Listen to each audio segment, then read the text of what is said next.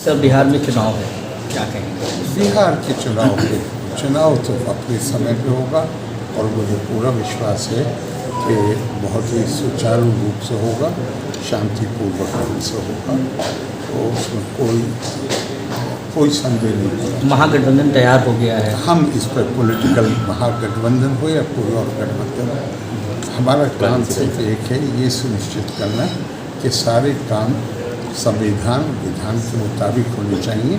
राजनीतिक दृष्टिकोण से मेरे लिए ये उचित नहीं है कि कोई भी आप संविधान की बात कर रहे हैं, राहुल गांधी कह रहे हैं संविधान खतरे में।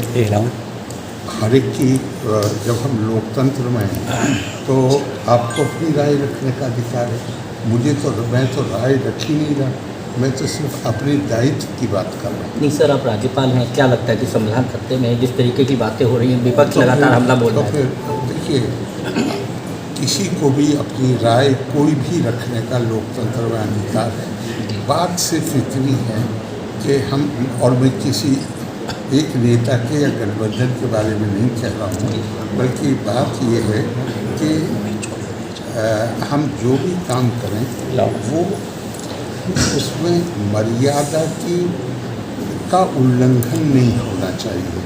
लोकतंत्र लोकराज से चलता है, लोकतंत्र आत्मनियंत्रण से चलता है, लोकतंत्र दूसरे के प्रति सहिष्णुता के भाव से चलता है। ऐसी कोई भी बात करना जिससे आम आदमी के मन में हमारी लोकतांत्रिक संस्थाओं का अवमूल्यन हो या उनके बारे में संदेह पैदा हो, वो लोकतंत्र को कमज़ोर करता है।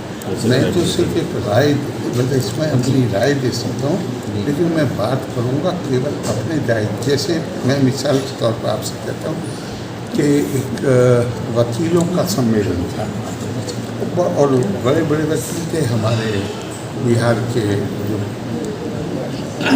MP हैं, जो पहले विधि मंत्री भी थे, वो भी मौजूद थे। मैंने उनसे ही नाम लेके पूछा कि क्या जब आप अदालत में जाते हैं तो क्या आप भाषा की जो मर्यादा है, क्या आप उसका उल्लंघन कर सकते हैं? क्या आप इस तरह से गिरी हुई बात कह सकते हैं? नहीं। अगर आप फिर भी ऐसा करते हैं तो उसके नतीजे क्या होंगे? क्या कि साहब कोर्ट के पास तो प्रावधान है, उनके खिलाफ कार्रवाई होगी। तो मैं क्या, अगर अदालत जहाँ पर कानून की व्याख्या होती है या कानून के अनुसार न्याय होता है, अगर हम मर्यादा नहीं तोड़ सकते तो वो संस्था जहाँ देश के कानून बनते हैं, जहाँ जिसको ये भी अधिकार है कि संविधान में भी संशोधन कर सके, वहाँ पर अमर्यादित भाषा का प्रयोग कैसे हो सकता है? लेकिन वो सबसे बड़ी संस्था है और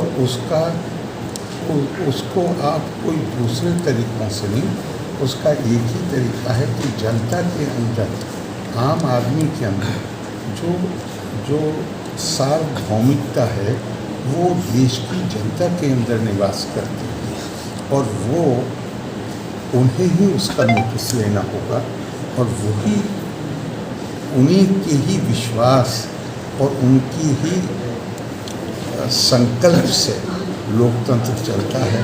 तो जो चीज़ें मर्यादा से गिरी, जिसमें मर्यादा का उल्लंघन होता है, वो जब होती है तो तकलीफ होती है इंसान को। और मैं तो यही कह सकता हूँ, जो मैं कह रहा हूँ लगातार, कि उसका नोटिस भारत के लोगों को लेना चाहिए।